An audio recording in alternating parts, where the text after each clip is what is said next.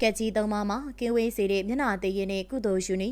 ဒါကတော့ဗုဒ္ဓဘာသာဝင်တိုင်းသိထားတဲ့မျက်နှာသေးရင်ကုသိုလ်ယူနေတွေပဲဖြစ်ပါရီမျက်နှာတည်းဆိုတော့တနေ့တာကိုစာပြဖို့စတင်တာမလို့ယခုလိုကက်ဆေးနေတဲ့ကာလမှာကုသိုလ်ယူရင်းနဲ့တနေ့တာကိုနှုတ်ထားတင်ပါရီပထမဆုံးမနေ့အရာထားမျက်နှာတက်တော်မေးဆိုရင်ရေဖလားတွေကိုရေးထည့်ပြီးတော့မြတ်စွာဘုရားမျက်နှာတက်တော်ရေးကက်လူပါကြီးဖျားဆိုပြီးတော့ကတ်လိုက်ပါဒါဆိုရင်တော့မြတ်စွာဘုရားကိုရေလူကက်တဲ့အတွက်မနေ့စောစောစီစီဒါနကုသိုလ်ရသွားပါပြီ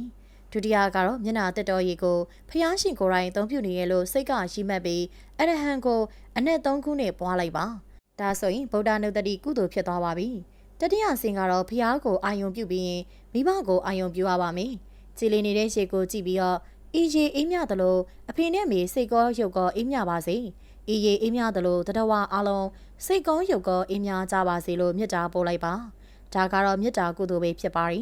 မိဘတွေကိုမေတ္တာပို့ပြီးရင်တော့ငါဒီတညတော့အသက်ရှင်ခဲ့ပေမဲ့နည်းနည်းနှင်းညအချိန်မီ၍တည်သွားနိုင်မှာလားလို့မရဏနုတ္တိပွားလိုက်ပါ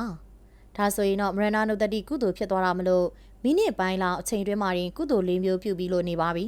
နောက်ဆုံးအနေနဲ့တော့မျက်နှာမသိခင်မှာရေကိုကင်ပြီးမျက်စိအတွင်းမှာရှိနေတဲ့ငါးရဲ့မျက်နှာမှာရှိတဲ့ညစ်ကြေးတွေကဆက်ဆုပ်ယွန်ရှာဝေပါလားလို့အာသုဘဘာဝနာပွားလိုက်ပါအားလုံးပြီးမှမြတ်စွာဘုရားရဲ့မျက်နှာတော်တည်ပြီးဖြစ်တဲ့အတွက်စေးဖြစ်ပြန်ဆွတော်မူပါဘုရားလို့ဆိုပြီးတော့မျက်နှာတက်လိုက်ရင်မနေ့မိုးလင်းနာနဲ့ကက်ဆိုးကြီးကပဲမိကုသိုလ်၅မျိုးရရှိသွားမှာဖြစ်တာမလို့ပရိသတ်ကြီးတို့လည်းအားလုံးပဲကုသိုလ်ယူနိုင်အောင်ဗီဒီယိုလေးကိုရှေ့ပေးခဲ့ကြပါအောင်ရှင်